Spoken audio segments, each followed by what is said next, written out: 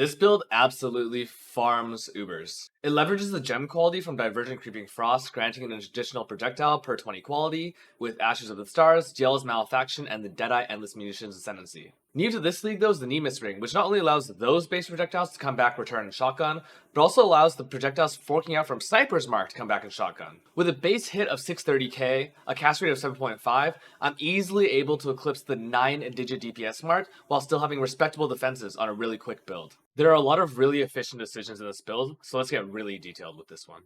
Before I give you guys a detailed overview of this build, I want to go over some very specific problems that I wanted to solve while making this so that it could be all content viable. Not only just for Ubers, but for Sim30, for mapping, one-shotting sanctums, all that good stuff. The first thing I wanted to address was stun immunity. It's not something I usually think about, but for a really consistent Uber farmer, it's something that I do look for. The way I'm getting this on a Deadeye is actually grabbing Arcane Sanctuary for 25%, and then I'm pathing down here for Heart of Oak, these two small notables, and then finally running a Jade Flask with a suffix for Avoid Stun all the time. Now this is actually able to be up all the time because I'm earning not only Nature's Boon, giving me 3 flasks per second, this Ascendancy Note from Pathfinder, but the Sanctified Relic I'm actually running also gives me 2 charges every 3 seconds. Basically, I'm able to full sustain this flask as long as I'm not just AFK for the next 5 minutes. The second thing I wanted to solve was ailment immunity. I really didn't want to run Purity of Elements because it's simply not a very efficient aura offensively or defensively, especially with this sort of tree. So again, Arcane Sanctuary is giving me 25% ailment mitigation, and then I'm also running these boots which give me 29% on the implicit, and then 28% on the explicit modifier that I've rolled with essences. The final 20-ish% comes from the Thick Skin Wheel, which is a really common ranger thing to grab, and really powerful. So 2 of the core defensive problems that a lot of builds face are able to be solved immediately through these solutions. They're not easy to do, but they're very efficient and really elegant. The next core problem was getting suppression cap while still running a lot of offensive gear. So if you actually look at my gear set, I'm running a bunch of uniques, I'm running an offensive shield base, so suppression, even though I'm a ranger, is actually really hard to get. What I've actually done, and I've thought about this a lot, is actually anoint Inveterate, and this barely gets me over suppression cap with my current setup. I do think it's actually worth doing this. Looking at all the offensive options, and even anointing things like life or aura reservation, other utility, Inveterate was just a little bit better than everything and every other combination of things I could do. That said, depending on what you're able to roll in your gear, and if you go for a more defensive shield, say an evasion base, you're able to switch this off to something else. With that being said, let's get into the gear. So my weapon is actually the worst piece. It's actually only a 3-prop weapon with a relatively low cast speed roll and then a crafted spell damage. This thing is not impressive at all, but frankly crafting a Seekers of Suffering Scepter is really annoying. I didn't feel like doing it. My shield though is much more impressive. I think this cost me 10 divines, just about the market. A really powerful thing. Actually really important to have that fire res because I'm so tight on resistances on this build. And then I'm using DD Focus. When you have this level of damage, using Focus is very powerful because frankly, boss fights don't last more than 4 seconds. So having a burst window is really great. Alternatively, I could have gone for Benchcraft Suppress, but I've already gone through this. I just think this mod is actually really powerful in my current setup. In my helmet, I'm running Diadem. So the other option I could have perhaps gone for was going for Frost Furno. And to actually hit the threshold on the Ubers to make sure that you're freezing them is actually quite difficult. And I realized that I was sacrificing quite a bit, not only on the tree, but also possibly on gear, maybe going for something like Southbound or Painseekers to get to that freeze threshold for Ubers. Diadem though lets me run 1 extra aura and lets me save nodes going to EB. It ended up being the most efficient helmet for my build. Jealous is one of the core pieces, this in combination with Ashes. So I'm actually using a 5 green and 1 red. You can also go for a second red and put your Awakened Spell Echo in the second red. The only red gem is housing an Empower 4, and this gives 2 more levels to Empower. All the green sockets give quality, and I think quality is more powerful on all of these, but especially on Divergent Creeping Frost. Usually on most Jealous builds, your active skill gem tends to get a red socket. Mine doesn't. It's better to put it in this. The other 2 uniques are Ashes of Stars. Again, you really need that 30 quality, much more than you need reservation, although you need some degree of reservation. As you can see, I have 3 unreserved mana, so it's a really tight build. And the Nemus ring is completely non-negotiable. I'm pretty sure this ring gives me something like 200% more damage than not using it. It's somewhere in that range. It's very significant. And actually, I believe that Creeping Frost is the most powerful abuse case for this ring. The other rares are a lot more reasonable. Again, 2 implicits. Pierce actually gives me +1 hit on Creeping Frost based on what I've known in the past, and then Unnerve is really powerful. I don't actually need exposure here because I'm running Awakened Cold Penetration, which allows me to apply exposure through that gem. And then I'm looking for good resistances and another focus mod for that burst window. If you want to have an all-round Uber farmer, especially for Uber Serious, Chaos Res is non-negotiable. These boots were really annoying to make, but not particularly expensive. Basically, you need to roll a high enough level of Ichor so that the essence, I think of Loathing, but I forget which one you're actually using. The one for avoiding ailments. It might be the crit essence, actually. Can be summed with this and the stuff on your tree to give you 100% ailment avoidance. Scorched Ground is actually really great as well because I don't have any cold conversion to fire.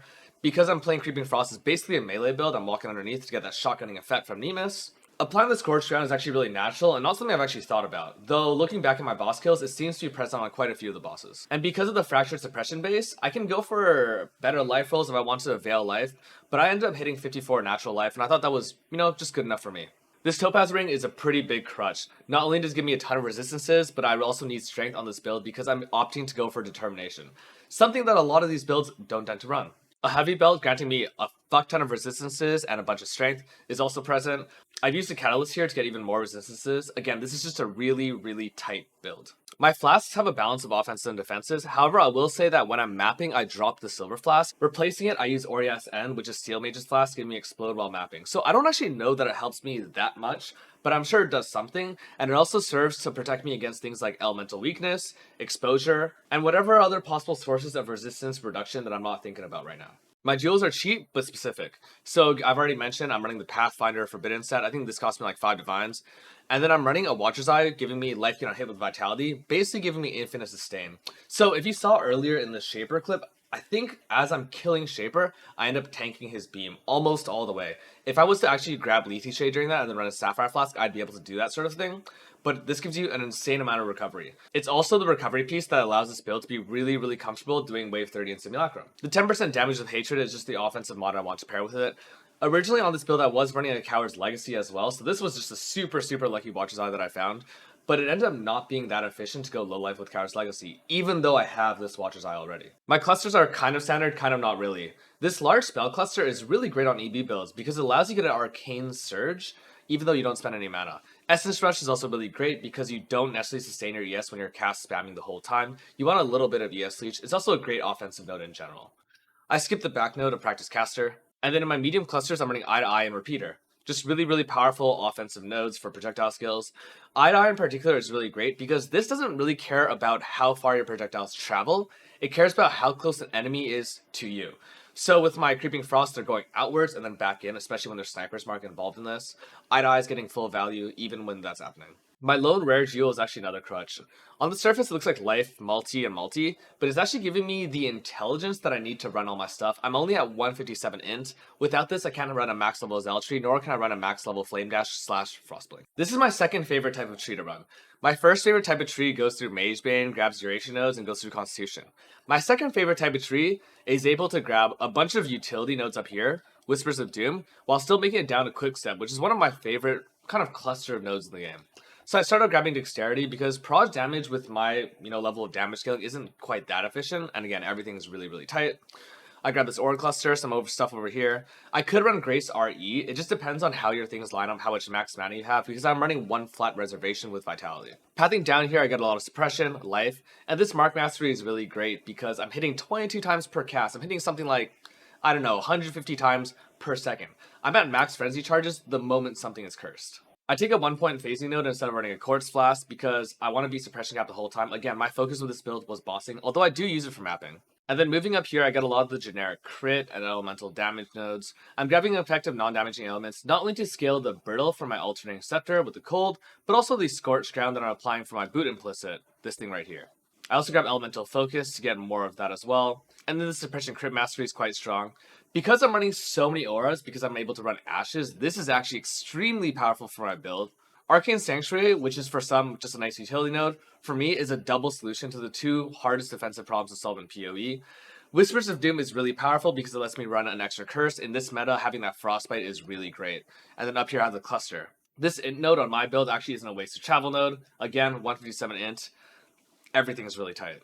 I opt to grab Melding basically for 4 reasons. Firstly, it gives me the attributes I need. Secondly, I don't have access to a lot of life nodes because I have a Ranger tree. Thirdly, Melding gives me enough energy shield to feel very comfortable running Eldritch Battery while still using my Divine Blessing setup, which I think is linked to Hatred. And the fourth reason is because I have access to Nimbleness. So sometimes when I'm mapping, I choose not to run Spell Echo, and I actually choose to run Nimbleness with this +1 Unleash, and then I drop this +1 Curse, because frankly you don't need this much damage while you're mapping. Especially while you're doing something like Sanctums, having Unleash instead of Echo lets you play much more smoothly, and you're still one-shotting all the sort of mini bosses that you find. The gem setup is quite long. I've already gone through the main links. I'm running a ton of auras. Determination, Blood and Sand with an alt quality Divergent, which is actually giving me increased area of effect, although this isn't quality all the way up, is actually really nice. It lets you shotgun much more consistently. You don't really need to be sort of, right on the tail of a boss to be able to hit it. You can actually be a little bit away from it, because Creeping Frost does have some radius to it. Zealotry and Grace round out my auras inside of Devouring Diadem, and then I'm running a Divine Blessing Hatred as my final aura setup, and then a Divine Spanner somewhere else.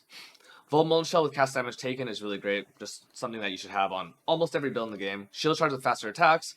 Frostwing tends to be my movement skill of choice, especially doing mapping type content or even Simulacrum, but on most Ubers I opt for Flame Dash. The only Uber I would choose Frostwing over Flame Dash is potentially Eater of Worlds, and maybe Shaper if I really want to speed farm it.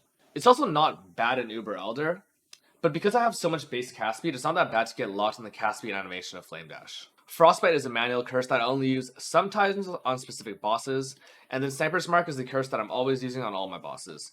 A level 1 Vitality lets me have that Watcher's Eye, giving me a fuck ton of life gain on hit, and finally I have a left click Vortex Bone Chill Unbound Ailment set up. This could also be Culling Strike. I feel like because of how much damage I do, I don't get that much value out of Culling Strike. A lot of times the boss is going from something above 10% to 0 HP before I really know that's happening. Finally, in terms of the Ascendancy, I don't think Ricochet is particularly important. I don't actually know that this, does much at all because of Nemus and just like Creeping Frost being really weird. It might do something, I haven't really noticed it. Endless Munitions is the really important thing I want to get this +2. But then these two nodes are crazy for this build. Gathering Winds, obviously Tailwind, having mobility, movement speed, more cast speed, and fluidity is really important when you do Uber bossing, not just for mapping. But Focal Point is really powerful. So because Nemus allows projectiles from Sniper's Mark that have split out to come back and then shotgun back, scaling Sniper's Mark very specifically is very powerful. So at level 21, as opposed to level 20, Sniper's Mark can actually fork out 5 ways instead of 4 ways. On this tree, I have 75% increased marked effect from the Deadeye Ascendancy, and then I have a little 5% increased curse effect from this node here, giving me 80% increased curse effect from my Sniper's Mark, giving me 9 splitting projectiles from Sniper's Mark. It's a really powerful combination, and it makes Deadeye, in my opinion, by far the best Ascendancy for this specific type of setup. Even though a lot of casters tend to go for Inquisitor for access to penetration, especially if you want to go for something like Heat Shiver, and allows you to maybe run RF, I think the combination of defenses, mobility, damage, and just efficiency and leverage that this build presents as a Deadeye is really, really good. And honestly, I find this build fantastic. The one thing I will say is that the clear isn't really great, although I do have some mapping footage I'm going to leave at the end of this video, just raw footage for you to look at. The other thing I'm going to leave you with is raw footage of my Uber Elder kill and raw footage of a different Seer's kill that I did, just to give you a sense of what this actually looks like on the more complex and dynamic Uber bosses. Obviously on the other ones you kind of just sit there and one-shot things, but these are Uber fights where you need a bit more mobility and a bit more, a well-roundedness, one might say. Now I'm really happy I was able to play with this ring for a little bit, but I'm going to take a slight break from it. I don't want to oversaturate the sort of PoE build community with a bunch of builds that are just basically use this 20 Divine Ring. The next thing I'm loading up is a Vol Flicker Ignite build. I'm really looking forward to that. And even though NTR has offered a lot of excitement to me recently, I think I'm going to dial it back a little bit and experiment with some other fun ways to play.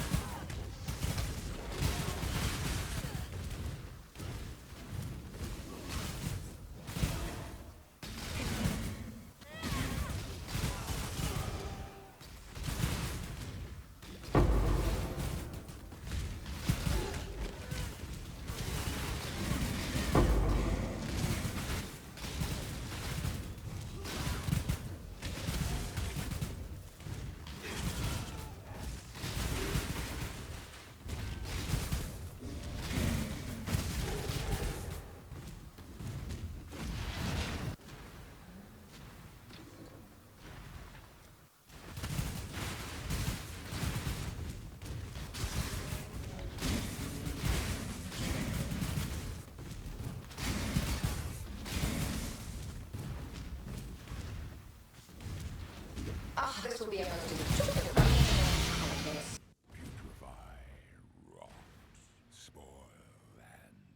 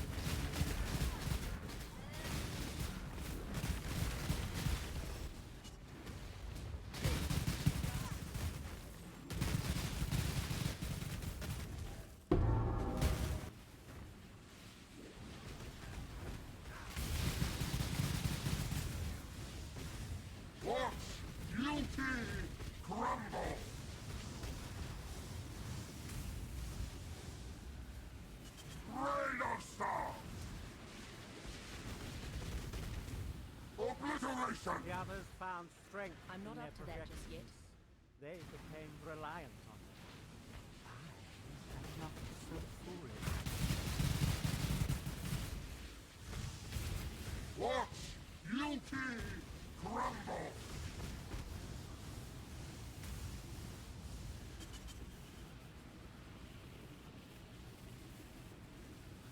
Fury of the cosmos! Be utterly annihilated! Pointless!